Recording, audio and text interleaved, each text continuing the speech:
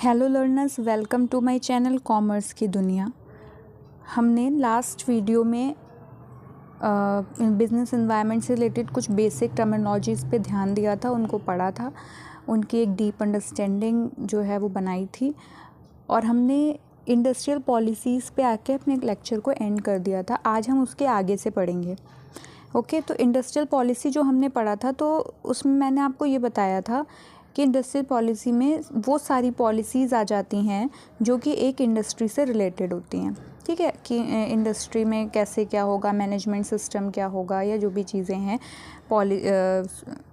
ठीक है, तो जो भी मतलब रिलेटेड उससे चीज़ें हैं वो सारी उसमें आ जाती हैं। जैसे कि क्या क्या इंक्लूड कर रहा है इसमें वो इंक्लूड कर रहा है provisions related to classification of industries, role of public and private sector, establishment of industries, exemptions or restriction on industries, loan and incentives, production, permits, license, quota, raw material, management and registration। ये सारी चीज़ें किससे, industry से related. आप एक industry में क्या काम कर रहे हो, आपकी क्या क्या क्या स्ट्रेटजीज़ हैं, क्या पॉलिसीज़ हैं, वो सारी किस में आ जाती हैं, इंडस्ट्री पॉलिसी में आ जाती हैं। ठीक है, इसके आगे अगर हम बात करते हैं तो हमने उसके कुछ ऑब्जेक्टिव्स पढ़े थे, जैसे कि था एक्सेलरेटिंग इंडस्ट्रियलाइजेशन, मतलब इंडस्ट्रियलाइजेशन को बढ़ाना। ठीक है, ये आ जाता है इंक्रीजिंग प्रोडक्टिविटी, क्रिएटिंग एम्प्लॉयमेंट। ये मैं अभी आपको सिर्फ ओवरव्यू दे रही हूँ क्योंकि हम लास्ट क्लास में ये सब पढ़ चुके हैं। Promoting innovation and technology advancement, attracting foreign investment, regional development, improving international competitiveness, promoting exports, adapting to structural changes, promoting sustainable development, addressing market failures, ensuring fair competition। ये एक हमने बेसिक चीज़ें पढ़ ली कि आखिर ऑब्जेक्टिव्स क्या हैं, क्यों एक इंडस्ट्री पॉलिसी बनाई जाती है, या उसमें क्या क्या उससे इफ़ेक्ट पड़ते हैं। ठीक है, या फिर क्यों बनाई जा रही है, क्या उसके ऑब्जेक्टिव हैं। उसके बाद हम ये देख लेते हैं कि कौन कौन सी इंडस्ट्रियल पॉलिसीज़ आफ्टर इंडिपेंडेंस हमें देखने को मिली हैं। ठीक है, तो सबसे पहले कौन सी आ जाती है, सबसे पहली जो इंडस्ट्रियल पॉलिसी है वो ये नंबर 1 है। ठीक है, इंडस्ट्रियल पॉलिसी रिजोल्यूशन 1948। ठीक है, सबसे पहली जो इंडस्ट्री पॉलिसी है वो कौन सी है, इंडस्ट्रियल पॉलिसी रिजोल्यूशन 1948। अब इसमें क्या क्या हुआ, क्या क्या चेंजेस आए, या इसके अंदर किन किन चीज़ों को इंट्रोड्यूस किया गया, वो सारी चीज़ें हम पढ़ेंगे एक एक करके।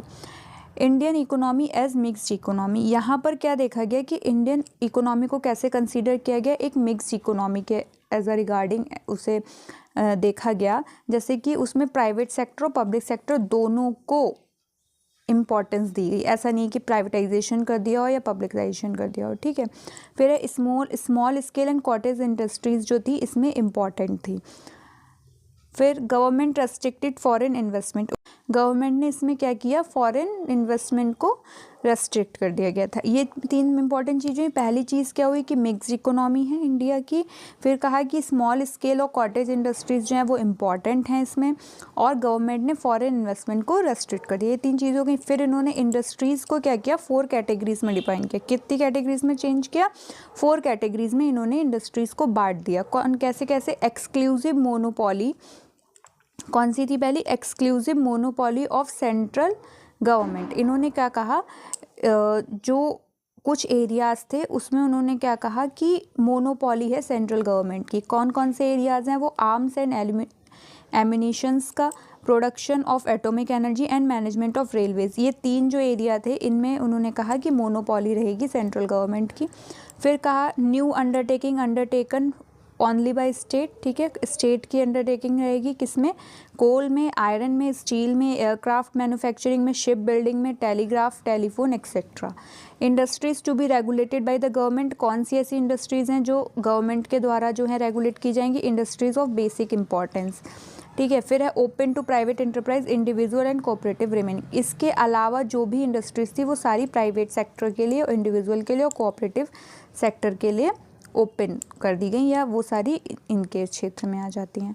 उसके बाद जो सेकंड पॉलिसी है हमारी वो कौन सी है, सेकंड पॉलिसी है हमारी इंडस्ट्रियल पॉलिसी रिजोल्यूशन 1956, इसको IPR 1956 भी कहते हैं। इससे पहले वाली जो हमने पढ़ी वो थी 1948, जस्ट आफ्टर इंडिपेंडेंस। ठीक है, सबसे पहली चीज़ इसमें क्या था, बेसिक फ्रेमवर्क। अगर कोई पूछे कि बेसिक क्या है, इट्स मीन कि ये वाली जो पॉलिसी थी इसमें इसको एक बेसिक फ्रेमवर्क के उसमें रखा गया। ठीक है, also known as economic constitution of India. इसको क्या कहा जाता है, इकोनॉमिक कॉन्स्टिट्यूशन ऑफ इंडिया भी कहा जाता है। ये पॉइंट आपको ध्यान में रखना है। ठीक है, ये वाला जो पॉइंट है ये आपको बहुत ध्यान में रखना है। It is classified into 3 sectors. अभी इससे पहले 1948 वाली जो इंडस्ट्रियल पॉलिसी हमने पढ़ी थी उसमें 4 कैटेगरीज में इंडस्ट्रीज़ को डिवाइड किया गया था। ठीक है, लेकिन इसमें इन्होंने सेक्टर्स में डिवाइड किया है। कितने, 3 सेक्टर्स में, शेड्यूल ए, शेड्यूल बी और शेड्यूल सी। शेड्यूल ए में कौन कौन से सेक्टर कवर होते हैं, इसमें पब्लिक सेक्टर को कवर करता है शेड्यूल ए, जिसमें 17 इंडस्ट्रीज़ जो हैं शामिल की गई हैं। ठीक है, फिर आ जाता है शेड्यूल बी। इसमें क्या है, कवरिंग किसको कवर किया गया, मिक्स सेक्टर को कवर किया गया है, यानी कि पब्लिक और प्राइवेट दोनों को। इसमें कितनी इंडस्ट्रीज़ आ जाती हैं, 12 इंडस्ट्रीज़ आ जाती हैं। फिर आ जाता है शेड्यूल सी, जो कि केवल प्राइवेट इंडस्ट्रीज़ के लिए है। फिर है provisions for public sector, small scale industries, foreign investment. इस रिजोल्यूशन के अंदर, इस इंडस्ट्रियल पॉलिसी के अंदर कुछ प्रोविजंस बनाए गए हैं। किसके लिए प्रोविजंस बनाए गए हैं, पब्लिक सेक्टर के लिए बनाए गए हैं, स्मॉल स्केल इंडस्ट्रीज़ के लिए बनाए गए हैं और फॉरेन इन्वेस्टमेंट के लिए बनाए गए हैं। फिर इसमें नए चैलेंजेस जो आते जा रहे थे, मतलब टाइम टू टाइम कुछ नए चैलेंजेस आए हमारे सामने इंडस्ट्री सेक्टर में, तो उसको सॉल्व आउट करने के लिए, उन प्रॉब्लम्स को का सॉल्यूशन ढूंढने के लिए या सॉल्यूशन के लिए ही जो है इस एक्ट में कुछ अमेंडमेंट्स किए गए टाइम टू टाइम, जो कि 1973 में किया गया, 1977 में किया गया और 1980 में किया गया। ओके, उसके बाद थर्ड इंडस्ट्रियल पॉलिसी जो है वो है 1977। ये कौन सी है, ये थर्ड है। इससे पहले आपको ईयर जो है ना वो याद करने पड़ेंगे, बहुत ज़रूरी है। कि फर्स्ट जो है वो 1948 में आई, ठीक है, सेकंड किस में आई, 1956 में आई, उसके बाद किस में आई, हाँ ठीक है 1956 में आई, सॉरी यहाँ पे मैं लिखवा देती हूँ। सबसे पहले ये हम लोग लास्ट में लिख लेंगे, ठीक है, इकट्ठा एक चार्ट बनवा दूंगी मैं आपको। तो इंडस्ट्रियल पॉलिसी स्टेटमेंट 1977, यहाँ पे ये थर्ड नंबर की पॉलिसी है। एक्सटेंशन ऑफ द 1956 पॉलिसी, मैंने आपको अभी क्या बताया कि 1956 में एक इंडस्ट्रियल पॉलिसी आई थी, उन्होंने सेक्टर्स को 3 पार्ट्स में डिवाइड किया गया। Sector schedule A, schedule B, schedule C. Schedule A में पब्लिक सेक्टर आता था, उसमें 17 इंडस्ट्रीज़ थी। शेड्यूल बी में पब्लिक और प्राइवेट दोनों मिक्स करके, यानी कि मिक्स सेक्टर, जिसमें 12 इंडस्ट्री थी। ऐसे ही थर्ड में केवल प्राइवेट सेक्टर को इन्वॉल्व किया गया था। उसके बाद मैंने आपसे कहा कि कुछ टाइम टू टाइम जो प्रॉब्लम्स आ जाती हैं उनके सॉल्यूशन के लिए किसी भी वजह से कुछ मतलब कहते हैं कि इनोवेटिव आइडियाज़ आ जाते हैं, कुछ भी, तो चेंज लाने के लिए अमेंडमेंट्स किए गए कुछ 3-4 ईयर टू ईयर। वो उसके बाद उन्होंने क्या कहा, अब ये जो थर्ड पॉलिसी आई थी 1977 में, ये भी एक्सटेंशन है। किसका एक्सटेंशन है, 1956 की जो इंडस्ट्रियल पॉलिसी है उसका एक्सटेंशन है, ठीक है। इट्स मीन अगर आपसे कोई पूछता है कि 1956 पॉलिसी का एक्सटेंशन कौन सी पॉलिसी है, तो आप बोलोगे इंडस्ट्रियल पॉलिसी स्टेटमेंट 1977। ओके, इसका मेन ऑब्जेक्टिव क्या था, कोई भी पॉलिसी आती है तो उसका कोई ना कोई ऑब्जेक्टिव होता है, तो इसका मेन ऑब्जेक्टिव क्या था, एम्प्लॉयमेंट टू दी पुअर, ठीक है, reduction in the concentration of wealth, focused on decentralization. इसका जो फोकस था ना वो मेनली डिसेंट्रलाइजेशन पे था, ठीक है, ये भी एक इम्पॉर्टेंट पॉइंट है। प्रायोरिटी स्मॉल स्केल इंडस्ट्रीज़, अभी इससे पहले हमने पढ़ा था कि कौन सी इंडस्ट्रीज़ को जो है, पहले वाली इंडस्ट्रियल जो पॉलिसीज़ हैं वो कौन से सेक्टर को ज़्यादा इम्पॉर्टेंस दे रही हैं। जैसे कि जो 1948 की पॉलिसी थी वो किसको देती थी इम्पॉर्टेंस ज़्यादा, वो देती थी स्मॉल स्केल को और कॉटेज इंडस्ट्रीज़ को, ठीक है। उसी तरीके से अगर हम बात कर रहे हैं इंडस्ट्रियल पॉलिसी स्टेटमेंट 1977 की, तो इनका जो ये जो इम्पॉर्टेंस दे रही थी या प्रायोरिटी दे रही थी वो किसे दे रही थी, स्मॉल स्केल इंडस्ट्रीज़ को दे रही थी। इन्होंने क्या करा, कुछ छोटी छोटी यूनिट्स जो हैं वो क्रिएट की, जिसे टाइनी यूनिट कहा जाता था। फिर इसमें रेस्ट्रिक्ट थे, कुछ चीज़ें रेस्ट्रिक्ट थी, क्या, मल्टीनेशनल कंपनीज़, ठीक है, मल्टीनेशनल कंपनीज़ के ऊपर कुछ रेस्ट्रिक्शंस लगाई, किसने, 1977 की इंडस्ट्रियल पॉलिसी ने। उसके बाद जो 4th नंबर की इंडस्ट्रियल पॉलिसी स्टेटमेंट कह सकते हैं आई, वो क्या थी, 1980 में आई, ठीक है। इसने क्या बताया, इट एड्रेस द नीड, इसने एड्रेस किया the need for promoting competition in the domestic market. इनने बताया कि हमें ज़रूरत है कंपटीशन को प्रमोट करने की, किस में, डोमेस्टिक मार्केट में। कहाँ पे कंपटीशन प्रमोट करना है, डोमेस्टिक मार्केट में करना है। मॉडर्नाइजेशन की ज़रूरत है, सेलेक्टिव लिबराइजेशन की ज़रूरत है, टेक्नोलॉजिकल अपग्रेडेशन, इन सब चीज़ों की ज़रूरत उन्होंने बताई, किसमें, इंडस्ट्रियल पॉलिसी स्टेटमेंट 1980 में। फिर सेकंड पॉइंट है, इट लिबराइज लाइसेंसिंग, इसने लाइसेंसिंग को थोड़ा आसान बना दिया, मतलब ऐसे ना हर चीज़ पे लाइसेंस लगा देना, तो वो ज़रूरी नहीं कहा गया यहाँ पे। Provided for the automatic expansion of capacity, ठीक है। ओके, नेक्स्ट पॉइंट है MRTP एक्ट। MRTP की फुल फॉर्म क्या है, मोनोपोलीज रेस्ट्रिक्टिव ट्रेड प्रैक्टिसेस। फिर नेक्स्ट है दूसरा क्या है, फेरा act, foreign exchange regulation act 1973 were introduce. It's mean industrial policy statement 1980 जब आया, उसके अंदर ही 2 एक्ट को इंट्रोड्यूस किया गया, जिसमें से एक था MRTP एक्ट, इसकी फुल फॉर्म है मोनोपोलीज रेस्ट्रिक्टिव ट्रेड प्रैक्टिसेस, और जो सेकेंड एक्ट था वो था फेरा। फेरा एक्ट को भी इसी पॉलिसी के अंदर इंट्रोड्यूस किया गया था। फेरा की फुल फॉर्म है फॉरेन एक्सचेंज रेगुलेशन एक्ट 1973। इनमें ये बिल्कुल बहुत इंपॉर्टेंट है, पहली चीज़ कि MRTP की फुल फॉर्म क्या है, सेकंड थिंग फेरा की फुल फॉर्म क्या है, थर्ड थिंग फेरा कब इंट्रोड्यूस हुआ था, फोर्थ थिंग कौन सी पॉलिसी के अंदर इसको इंट्रोड्यूस किया गया था। ओके, अगर हम फेरा की बात करें तो इसके बारे में थोड़ा जान लेते हैं। जी, तो MRTP क्या है, तो MRTP के अंदर क्या किया गया था, MRTP में ना कुछ ओके, तो कुछ थ्रेशहोल्ड लिमिट्स को रिमूव करने के लिए, मतलब एसेट्स से रिलेटेड कुछ थ्रेशहोल्ड लिमिट्स थी, उनको रिमूव करने के लिए, और जो MRTP कंपनीज़ थी या फिर जो डोमिनेंट अंडरटेकिंग्स थी, उसके रिस्पेक्ट में जो भी थ्रेशहोल्ड लिमिट्स थी, उन सबको रिमूव करने के लिए क्या किया गया, MRTP एक्ट को अमेंड किया गया। मतलब अगर हमें किसी भी चीज़ में कोई कमी दिखती है तो उसको दूर करने के लिए हम उस एक्ट को अमेंड कर देते हैं, ठीक है। तो वो कमी क्या थी, जो एसेट्स की थ्रेशोल्ड लिमिट्स थी, किस किस चीज़ों के रिस्पेक्ट में, MRTP कंपनीज़ और डोमिनेंट अंडरटेकिंग्स के रिस्पेक्ट में, उनको ख़त्म करने के लिए, पूरी तरीके से रिमूव करने के लिए क्या किया गया, MRTP एक्ट को अमेंड कर दिया गया। अमेंडेड कैसे किया गया, MRTP एक्ट को चेंज कर दिया गया कॉम्पिटिशन एक्ट 2002 में, ठीक है। अगर कोई आपसे पूछे कि MRTP एक्ट के बाद जब उसे चेंज किया गया तो उसका नाम क्या था, तो आप बोलोगे कॉम्पिटिशन एक्ट 2002। ओके, उसके बाद अगर हम देखते हैं तो MRTP के बारे में यही बात जाननी इम्पॉर्टेंट है। उसके बाद हम ऑब्जेक्टिव की बात करते हैं कि ये वाली जो हमारी पॉलिसी आई थी 1980 में, इसकी कुछ क्या रहे होंगे, ऑब्जेक्टिव रहे होंगे, तभी तो चेंजेस किए गए, तभी तो नई पॉलिसी लाई गई। तो फिर क्या उसके ऑब्जेक्टिव थे, तो सबसे पहला जो ऑब्जेक्टिव था वो था लिबराइज द इंडस्ट्री सेक्टर। जो इंडस्ट्रियल सेक्टर में जो भी चीज़ें हैं उनको लिबराइज करना, उनको आसान बनाना, ठीक है, लोगों के लिए। इंक्रीज इंडस्ट्रियल प्रोडक्टिविटी दूसरा ऑब्जेक्टिव क्या था, दूसरा ऑब्जेक्टिव नहीं कहेंगे, हम ये कह सकते हैं कि इंडस्ट्रियल प्रोडक्टिविटी को इंक्रीज़ करने के लिए क्या करा गया, लिबराइज किया गया इंडस्ट्रियल सेक्टर को, और कॉम्पिटिटिवनेस को बढ़ाने के लिए भी। कुल मिला के बात ये है, मेन ऑब्जेक्टिव क्या था कि इंडस्ट्रियलाइजेशन बढ़े, ठीक है, प्रोडक्टिविटी बढ़े और कॉम्पिटिटिवनेस भी बढ़े, ठीक है। और उन सब से डील करने के लिए क्या किया जाएगा, थोड़ा लिबराइज करना पड़ेगा चीज़ों को, तो वही कि लिबराइज द इंडस्ट्रियल सेक्टर। किस लिए, मैं फिर से वही बात कहूँगी, increase industrial productivity and competitiveness. फिर है the policy laid the foundation for an increasingly competitive export base.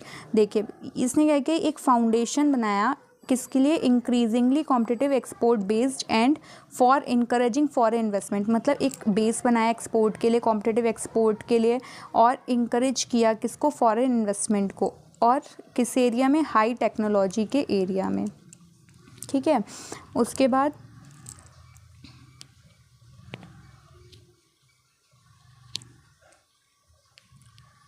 फिर 1980 के बाद जो आई न्यू इंडस्ट्रियल पॉलिसी, इसको आप NEP भी कह देते हो, ठीक है। इसको LPG पॉलिसी भी कह दिया जाता है, क्योंकि मेन जो इम्पोर्टेंट कंपोनेंट थे वो LPG ही थे। क्या फुल फॉर्म थी वो हम आगे पढ़ेंगे। तो इसमें है द न्यू इंडस्ट्रियल पॉलिसी 1991। ये बिल्कुल वैसे तो याद ही होता है, बहुत कॉमन सा है ये 1991। बाकी जो पॉलिसीज़ है उनके डेट्स भूल जाते हैं बच्चे, बट ये तो याद रखते हैं। तो 1991 में न्यू इंडस्ट्रियल पॉलिसी आई थी। क्या थी ये, पढ़ते हैं। द 1991 न्यू इंडस्ट्रियल पॉलिसी अ की part of India's economic reforms. जो इंडिया के इकोनॉमिक रिफॉर्म्स थे उनके लिए ये एक की पार्ट थी, ठीक है। Aim to liberalise the economy by reducing government control. अभी मैंने आपको 3 चीज़ें बताई, LPG, ठीक है। ये इसीलिए इसको आप ठीक से पढ़िएगा, यहाँ से क्लियर हो जाएगा। पहला क्या था, इसका एम क्या था, लिबराइज द इकोनॉमी को लिबराइज करना था। कैसे लिबराइज करना था, रिड्यूसिंग गवर्नमेंट कंट्रोल। सबसे पहले लिबराइज करना था, कैसे करेंगे, रिड्यूसिंग गवर्नमेंट कंट्रोल, गवर्नमेंट के कंट्रोल को रिड्यूस करके। फिर प्राइवेटाइजेशन, P की फुल फॉर्म है जिसका है कि प्रोमोटिंग प्राइवेट सेक्टर पार्टिसिपेशन, ठीक है। आपको इकोनॉमी में प्राइवेट सेक्टर को प्रमोट करना है, उनके पार्टिसिपेशन को प्रमोट करना है। ऐसा नहीं है कि आप फिक्स कर दें कि नहीं भाई पब्लिक सेक्टर की ही ये इंडस्ट्रीज़ है, इन्हीं में जाना है, ऐसा नहीं। उनने पार्टिसिपेशन बढ़ाने पे जोर दिया। And opening up the economy to foreign investment and trade. G का जैसे फुल फॉर्म है ग्लोबलाइजेशन, तो वही थर्ड पॉइंट से यहाँ में क्लियर होता है, opening up the economy of foreign investment and trade.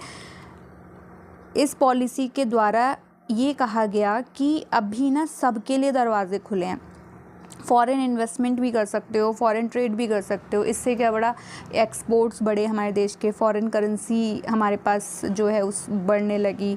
तो ये सारी चीज़ें इस इंडस्ट्रियल पॉलिसी के बाद देखने को मिले, ये चेंजेस देखने को मिले। ओके, फिर की ऑब्जेक्टिव क्या थे न्यू इंडस्ट्रियल पॉलिसी के, लिबराइजेशन, रिड्यूसिंग गवर्नमेंट कंट्रोल। वो पैराग्राफ से आप ऐसे अलग अलग देख लो, सेम चीज़ ही लिखी है कि liberalisation, reducing government control and over industries and economic activities. Privatisation क्या था कि इंकरेजिंग प्राइवेट सेक्टर पार्टिसिपेशन, क्या इन इकोनॉमिक डेवलपमेंट में, मतलब इकोनॉमिक डेवलपमेंट के लिए क्या किया गया, प्राइवेट सेक्टर को इनकरेज किया गया, including the public sector investment, ठीक है। इसके लिए क्या किया गया, प्राइवेट सेक्टर को आप बढ़ाना चाह रहे हो, उसको इनकरेज करना चाह रहे हो, तो जाहिर सी बात है कि पब्लिक सेक्टर से आपको चीज़ें डिसइन्वेस्टमेंट करना होगा। अगर इन्वेस्ट प्राइवेट सेक्टर में करना है तो डिसइन्वेस्ट किस में करोगे, पब्लिक सेक्टर में करोगे, ठीक है। फिर है ग्लोबलाइजेशन, इसमें आपने क्या किया, मतलब देश विदेशों से आप ट्रेड कर लो, इंटरनेशनल ट्रेड है। किस पे फोकस किया गया, इंटरनेशनल ट्रेड और इन्वेस्टमेंट पे फोकस किया गया कि भाई पूरी दुनिया के दरवाजे खोल दिए गए कि आओ बिजनेस करो इंडिया के साथ, ठीक है। ये क्यों किया गया, क्योंकि उस टाइप की कंडीशंस जो थी ना इकोनॉमिकली बहुत बेकार हो गई थी। लाइक कुछ भी ऐसे कहते हैं ना मंदी का दौर चालू हो गया था, वैसी वाली कंडीशन आ गई थी। तो कैसे इन्वेस्टमेंट बढ़े, कैसे इंडस्ट्रीज़ का डेवलपमेंट हो, उसके लिए न्यू पॉलिसी लाई गई जिसमें ये सब किया गया। देखो सबसे पहले अगर बहुत सारी कठिनाई आती है तो हम क्या कहते हैं, थोड़ा आसान रास्ता बना देते हैं। तो लिबराइजेशन कर दिया गया, प्राइवेटाइजेशन कर दिया गया उसके बाद, और ग्लोबलाइजेशन कर दिया गया। फीचर्स क्या क्या हैं, अगर हम पब्लिक सेक्टर के केस में देखते हैं तो है reduce the number of industries. अभी हमने क्या बोला कि पब्लिक सेक्टर का डिसइन्वेस्टमेंट हुआ, ठीक है। तो इस पॉलिसी से क्या इफेक्ट पड़ा, reduce the number of industry reserve for the public sector. जो पब्लिक सेक्टर की जो इंडस्ट्री रिजर्व थी उनको नंबर कम कर दिया गया। 1991 में जब ये पॉलिसी आई तो उस टाइम पे 17 इंडस्ट्रीज़ थी। अभी इससे पहले जो हमने पॉलिसीज़ पढ़ी थी, अगर आपको ध्यान होगा तो हमने उसमें ये पढ़ा था कि ये देखिए 1956 में जो पॉलिसी आई थी उसमें हमने पढ़ा था कि पब्लिक शेड्यूल ए में डिवाइड किया गया, जिसमें पब्लिक सेक्टर की कंपनीज आती हैं, इंडस्ट्रीज़ आती हैं, और वो कितनी हैं, वो नंबर ऑफ़ कितनी है इंडस्ट्री, 17 है। वही चीज़ आप यहाँ पे देखिए कि 17 थी, लेकिन जब न्यू इंडस्ट्रियल पॉलिसी आई तो क्या इफेक्ट पड़ा, प्राइवेट सेक्टर पब्लिक सेक्टर की इंडस्ट्रीज़ को कम किया गया, डिसइन्वेस्टमेंट किया गया उनमें से, तो कितनी हो गई 17 में से 8 ही रह गई, बाकी सबको प्राइवेट कर दिया गया। फिर 1993 में क्या हुआ, 8 से 6 रह गई, उसके बाद 3 रह गई। लेकिन अभी एट प्रेजेंट ये जो इंडस्ट्रीज़ हैं ये 2 हैं, कौन कौन सी हैं, एटॉमिक एनर्जी और रेल ट्रांसपोर्ट। इन 2 के अलावा सारी जो इंडस्ट्रीज़ हैं वो क्या हैं, प्राइवेट हैं, केवल यही पब्लिक सेक्टर से बिलोंग करती हैं। ये क्यों किया गया, रिवाइवल ऑफ सिक इंडस्ट्रीज, जो इंडस्ट्रीज ऐसी है ना सिक हैं, सिक कहने का मतलब है जैसे हम कहते हैं ना बीमार हैं लेकिन उनमें कोई कमी है कुछ है, तो उनको पुनः जीवित करने के लिए कि वो फिर से काम कर सकें एक नए तरीके से, नए, तो इसीलिए ऐसा किया गया। Reforms in working of memorandum of understandings, ठीक है। उसके बाद क्या है,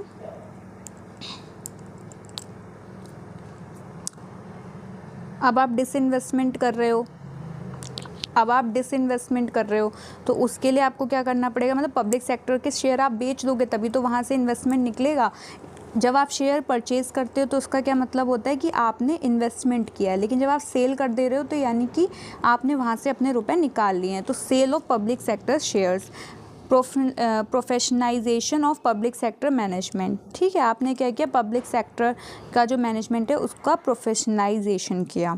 फिर उसके बाद प्राइवेट सेक्टर पे क्या इफेक्ट पड़ा, एलिमिनेशन ऑफ लाइसेंसिंग सिस्टम, अभी हमने क्या पढ़ा था, लिबराइजेशन किया, लिबराइजेशन करके क्या चीज़ें आसान बनाई गई। तो एलिमिनेशन ऑफ लाइसेंसिंग सिस्टम मतलब जैसे पहले क्या होता था कि मान लो कुछ चीज़ें थी फिक्स थी कि इन पे लाइसेंस की ज़रूरत है, मान लो बहुत ज़्यादा चीज़ों पे लाइसेंस की ज़रूरत थी, लेकिन एक टाइम के बाद क्या कर दिया कि कुछ ही चीज़ों पे लाइसेंस की नीड ऐसे कंपलसरी करा गया, बाकी सबसे उसको हटा दिया गया। तो वही एलिमिनेशन ऑफ लाइसेंसिंग सिस्टम, ठीक है। अब किन किन चीज़ों पे लाइसेंस जो है लेना ज़रूरी, alcoholic drinks, cigar, cigarettes, electronic, aerospace and defence equipments, industrial explosives, hazardous chemicals and drugs and pharmaceuticals, इनमें क्या है, ज़रूरी है लाइसेंस।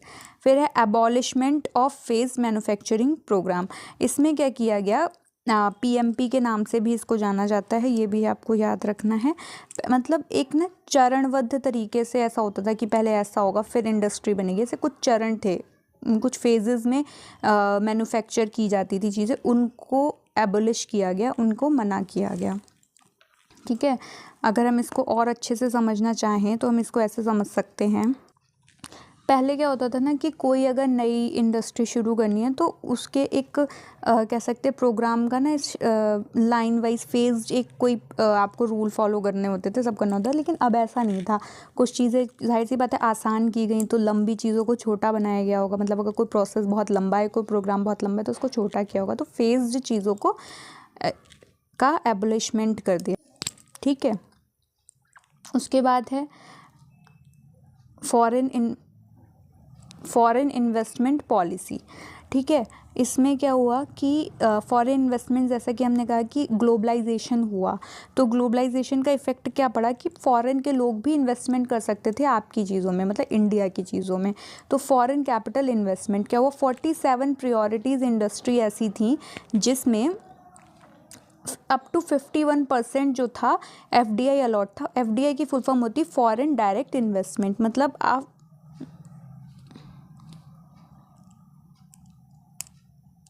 FDI की फुल फॉर्म क्या होती है, फॉरेन डायरेक्ट इन्वेस्टमेंट, ठीक है। तो 47 ऐसी इंडस्ट्रीज़ थी जिनमें 51% तक FDI अलाउड था।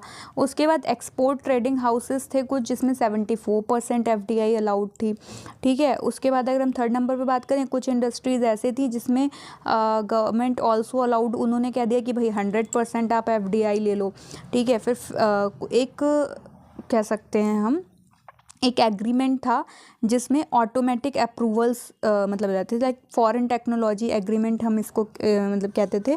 इसमें क्या था कि आपको ऐसे खुद पूरा ऑटोमेटिक अप्रूवल मिल जाते थे, ठीक है, किसके, FDI के। फिर आ जाता है इकोनॉमिक सिस्टम, ठीक है। अभी तक हमने इकोनॉमिक पॉलिसीज़ पढ़ी जिसमें हमने फिस्कल पॉलिसी पढ़ी, मॉनेटरी पॉलिसी पढ़ी एंड देन हमने इंडस्ट्रियल पॉलिसी पढ़ी। तो ये सारी चीज़ें हमने कंप्लीट कर ली। अब आ जाता है इकोनॉमिक सिस्टम। इकोनॉमिक सिस्टम की अगर हम बात करते हैं तो तीन तरीके की इकोनॉमी हमें देखने को मिलती है।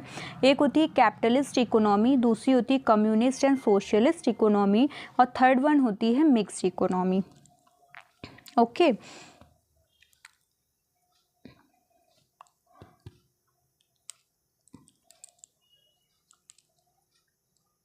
जी, तो जो थर्ड वन है वो कौन सी है, मिक्स्ड वन इकोनॉमी। तो सबसे पहले हम बात करते हैं मार्केट एंड कैपिटलिस्ट इकोनॉमी। मतलब दोनों इकोनॉमी, जो कैपिटलिस्ट है उसी को मार्केट इकोनॉमी भी कहते हैं और कुछ अदर नेम भी हैं उसके, जो कि सबसे पहले फ्री इकोनॉमी, ठीक है, फ्रीली इनमें चीज़ें काम करती हैं। अनप्लान्ड इकोनॉमी, ऐसा नहीं है कोई रूल डिसाइड कर दिया गया उसी के अनुसार या उसी के अकॉर्डिंग काम किया जा रहा है, ऐसा नहीं है, फ्री है, अनप्लान्ड है, ठीक है। और इसका जो एम है वो क्या है, प्रॉफिट अर्निंग। सिर्फ मेन मोटिव पूरी इकोनॉमी का ये रहता है इसमें कि आपको प्रॉफिट अर्न करना है, चाहे कैसे भी करो। मेनली प्राइवेटली ओन्ड है और गवर्नड है, मतलब प्राइवेटली ओन्ड है, मतलब इसमें जो चीज़ें हैं वो प्राइवेट ही होती हैं। पब्लिक सेक्टर का, पब्लिक यानी कि गवर्नमेंट का इसमें कोई भी कह सकते हैं योगदान नहीं रहता। Government direction and controlling not present, same चीज़ मैंने बोला कि गवर्नमेंट का कोई कंट्रोल नहीं है, कोई डायरेक्शन नहीं है। डिटर्मिनेशन ऑफ इकोनॉमी, जैसे अगर आप बोलो कि भाई कैसे इकोनॉमी डिटरमाइन होगी, कैसे क्या होगा, तो सबसे पहले क्या होता है, सप्लाई एंड डिमांड के डायनेमिक्स के द्वारा क्या होता है, इकोनॉमी डिटरमाइन होती है। सेकेंड थिंग क्या है, how people behave in the market, मतलब कंज्यूमर कैसे बिहेव कर रहा है मार्केट में, जो लोग हैं जो उस इकोनॉमी में रहते हैं वो कैसे बिहेव कर रहे हैं, इस चीज़ को क्या कहते हैं, कंज्यूमर सोवरेनिटी भी कहते हैं, ठीक है। तो इन दो चीज़ों पे सबसे पहली चीज़ की सप्लाई और डिमांड के डायनेमिक्स क्या क्या हैं, दूसरी चीज़ जो आपके उस इकोनॉमी में लोग रह रहे हैं वो कैसे बिहेव कर रहे हैं, उनकी बाइंग हैबिट क्या है, वगैरह वगैरह, ये सारी चीज़ें डिपेंड करती हैं, ठीक है। उसके बाद आ जाता है कम्युनिस्ट एंड सोशलिस्ट। बहुत सिंपल सा है ये, इसको कमांड इकोनॉमी भी कहते हैं, ठीक है, क्योंकि इसमें गवर्नमेंट की कमांड होती है, ठीक है। सोशल वेलफेयर इसका ऑब्जेक्टिव है। इससे पहले जो हमने मार्केट इकोनॉमी पढ़ी उसमें क्या ऑब्जेक्टिव था, प्रॉफिट अर्निंग, उसके अपोजिट इसमें सोशल वेलफेयर जो है इसका मेन ऑब्जेक्टिव, और फुल कंट्रोल रहता है किसका, गवर्नमेंट का, इसीलिए इसको कम्युनिस्ट भी कहते हैं, सोशलिस्ट भी कहते हैं और कमांड इकोनॉमी भी कहते हैं, ओके। उसके बाद बात आ जाती है इसकी, अगर हम बात करें कुछ कैरेक्टरिस्टिक्स की, तो सबसे पहला कैरेक्टरिस्टिक्स है गवर्नमेंट कंट्रोल, ठीक है। सेंट्रल प्लानिंग, कौन प्लानिंग करता है, गवर्नमेंट प्लानिंग करती है। पब्लिक ओनरशिप, लोगों की ओनरशिप होती है इस पर। लिमिटेड प्राइवेट प्रॉपर्टी, ठीक है, इसमें प्राइवेट प्रॉपर्टी बहुत लिमिटेड होती है, ऐसे एक ही दो हैं, वैसे तो पूरी तरीके से पब्लिक सेक्टर का ही इसमें कहते हैं कमांड रहती है। प्राइस कंट्रोल्स, ऐसा नहीं है कि कोई भी प्राइस हो जाए, डिमांड एंड सप्लाई पे कोई मतलब नहीं है, जो गवर्नमेंट ने प्राइस डिसाइड कर दिया वही प्राइस रहते हैं। नो कंपटीशन, कंपटीशन इसलिए नहीं है क्योंकि सब कुछ सेम है, लाइक गवर्नमेंट ने जो डिसाइड कर दिया वही है, किसी के चीज़ों से खरीदने से बेचने से कोई इफेक्ट नहीं पड़ रहा, कोई कंपटीशन नहीं है। अगर 5 दुकानें हैं तो 5 दुकानों पे सेम रेट में चीज़ें बिकेंगी और बनेगा, मतलब कहते हैं ना सारे जो मैंने आपको बताई थी एक्टिविटीज़, इकोनॉमिक एक्टिविटीज़ की डिस्ट्रीब्यूशन और प्रोडक्शन, एक्सचेंज, ये सब गवर्नमेंट के अंडर में होता है, तो इसलिए कोई कंपटीशन नहीं। डिस्ट्रीब्यूशन ऑफ वेल्थ, मतलब लोगों को, सोशल वेलफेयर है क्योंकि मेन ऑब्जेक्टिव तो वही है कि सबको एक समान चीज़ें दी जाती हैं। लिमिटेड कंज्यूमर चॉइस, इसमें कंज्यूमर चॉइस बहुत लिमिटेड है। लैक ऑफ इंसेंटिव्स और एम्फेसिस ऑन सोशल गोल्स, क्या है एम्फेसिस, क्या है सोशल गोल्स, ठीक है। फिर हम बात करते हैं मिक्स्ड इकोनॉमी की, इसमें दोनों सेक्टर इन्वॉल्व हो जाते हैं, पब्लिक और प्राइवेट, मतलब दोनों सेक्टर की जो कैरेक्टरिस्टिक्स हैं वो इसमें आ जाते हैं, प्राइवेट पब्लिक दोनों के। इसमें जैसे प्राइवेट सेक्टर का जो ऑब्जेक्टिव है मैक्सिमाइज क्या करना, प्रॉफिट, और पब्लिक सेक्टर का ऑब्जेक्टिव है सोशल वेलफेयर, तो इन दोनों को जोड़ करके काम किए जाते हैं, मतलब ये दोनों चीज़ें ध्यान में रखी जाती हैं। उसके बाद आ जाता है पॉलिटिकल इन्वायरमेंट, ठीक है। पॉलिटिकल इन्वायरमेंट की अगर हम बात करते हैं तो इसमें आ जाता है एडमिनिस्ट्रेटिव इन्वायरमेंट। पॉलिटिकल इन्वायरमेंट की अगर आप चीज़ें एक इन जनरल मैं बोलूँ तो जो भी पॉलिटिकल चीज़ें हैं उनकी जो भी बिज़नेस पे इफ़ेक्ट पड़ रहा है, वो सब इसके अंदर शामिल हो जाएगा। लाइक आप कुछ भी हो रहा है, मतलब इलेक्शन में कोई चीज़ हुई, अगर उसका कोई इफेक्ट बिजनेस पे पड़ रहा है तो वो पॉलिटिकल इन्वायरमेंट के अंदर आएगा। Administrative environment, political stability, economic policies, relation between state, central government, government with other nations, welfare activities of the government, economical and political environment are mutually interdependent. जैसे मैंने क्या बोला ना, गवर्नमेंट पॉलिसीज़ बनाती है, तो कोई भी चीज़ अगर पॉलिटिकली मतलब इफ़ेक्ट हो रही है तो उसका कहीं ना कहीं इकोनॉमी पर भी इफ़ेक्ट पड़ता है, क्योंकि दोनों इंटरकनेक्टेड हैं। इसीलिए ही कहा गया है कि ये दोनों पॉलिटिकल और इकोनॉमिकल इन्वायरमेंट जो है वो म्यूचुअली डिपेंडेंट हैं एक दूसरे पर। ये बहुत ही इंपॉर्टेंट पॉइंट है, ये नॉर्मल सा है लेकिन याद रखने वाला है। तो इन जनरल सेम चीज़ मैं फिर से बोलूँगी कि अगर आपको कोई भी ऐसा स्टेटमेंट मिलता है, मतलब आजकल नेट में स्टेटमेंट क्वेश्चन ज़्यादा आते हैं, कि स्टेटमेंट दिया होगा और आपसे पूछा जाएगा कि ये कौन से इन्वायरमेंट से रिलेटेड है, ठीक है, या फिर बोला जाएगा कि पॉलिटिकल इन्वायरमेंट से रिलेटेड कौन सी जो स्टेटमेंट है वो उससे रिलेटेड है। तो आपको वो स्टेटमेंट पढ़ के ये पता करना है कि ये कहीं ना कहीं राजनीति से रिलेटेड है या नहीं है, या उसमें जो इफ़ेक्ट है उसका इफ़ेक्ट राजनीति पे पड़ रहा है या नहीं पड़ रहा है। तो वो चीज़ें ध्यान में रख करके आप क्या करोगे, देखोगे, ठीक है। इसके बाद कुछ और इन्वायरमेंट्स हैं जिनके बारे में, ऐसे मैंने आपको क्या बताया था कि हम मैक्रो इन्वायरमेंट में पेस्टल से रिलेटेड चीज़ें पढ़ेंगे, मतलब ये उसके क्या हैं, कंपोनेंट्स हैं। पी का हमने पढ़ लिया पॉलिटिकल, ठीक है, मैंने आपको बता दिया कोई भी टर्म्स ऐसे जो पॉलिटिकली इन्वॉल्व हैं या रिलेटेड हैं वो क्या हैं, पॉलिटिकल इन्वायरमेंट से रिलेटेड माने जाएंगे। फिर आ जाता है इकोनॉमिकल इन्वायरमेंट, ठीक है, वो हमने पढ़ लिया। अभी इकोनॉमिक सिस्टम क्या है, इकोनॉमिक पॉलिसीज़ क्या हैं, वो सारी इसके अंडर आ गई। हमने 2 कंप्लीट कर लिए। और लीगल, L4 क्या होता है, लीगल, ठीक है। ये मैं आपको इसलिए ऐसे बता दे रही हूँ कि ऐसे कुछ ज़्यादा इसके डिस्क्रिप्शन की ज़रूरत है नहीं, ठीक है। तो लीगल का क्या मतलब होता है कि लीगली जो भी चीज़ हो रही है जिसमें लॉ एंड ऑर्डर की कोई बात की जा रही हो, ठीक है, जहाँ पे कोई बात कह रहे हो कि भाई ये लॉ है, इसके अकॉर्डिंग चीज़ें हुई हैं, तो वो आपकी लीगल इन्वायरमेंट से रिलेटेड हो जाएंगी, ठीक है। उसके बाद क्या है, अगर आपसे कहा जा रहा है टी, तो ये भी बहुत आसान सा है। इसका मतलब होता है टेक्नोलॉजी। क्या मतलब होता है इसका, टेक्नोलॉजी, मतलब कोई टेक्नोलॉजिकल चेंज हो रहा है, ठीक है, कोई नई टेक्नोलॉजी आ रही है हमारे देश में, या कुछ इनोवेशन हो रहा है नई, तो उसका, या फिर किसी टेक्नोलॉजी का कोई इफेक्ट बिजनेस पे पड़ रहा है, तो वो सारी किससे रिलेटेड चीज़ें हो जाएंगी, वो टेक्नोलॉजिकल इन्वायरमेंट से रिलेटेड चीज़ें हो जाती हैं, ठीक है। उसके बाद अगर हम देखते हैं, सॉरी ये मैं दोबारा से लिख देती हूँ, हाँ जी। तो हमने पेस्टल देखा, पेस्टल में P for political, E for economical, S for social, T for technological, E for environment कह देते हैं बहुत सारे लोग, L फॉर लीगल। हमने पॉलिटिकल पढ़ लिया, इकोनॉमिक पढ़ लिया, टेक्नोलॉजी पढ़ ली, लीगल पढ़ लिया। सोशल का मतलब होता है सोशली कोई इफेक्ट पड़ रहा है, लाइक समाज में, सोसाइटी में रहने वाले कुछ लोग हैं, उनकी ज़रूरतों के अकॉर्डिंग या उनके द्वारा की गई एक्टिविटीज़ के अकॉर्डिंग कोई चेंज आ रहा है आपके बिजनेस में, आपके इन्वायरमेंट में, तो वो क्या कहेगा, सोशल इन्वायरमेंट कहलाएगा। लाइक कोई हड़ताल हो जाती है, ठीक है, लोगों ने मिलकर कोई हड़ताल कर दी, या फिर लोगों की ज़रूरतों के हिसाब से कोई अगर बात आती है, बिजनेस पे इफेक्ट पड़ता है, वो सोशल इन्वायरमेंट के अंदर आता है, ठीक है। उसके बाद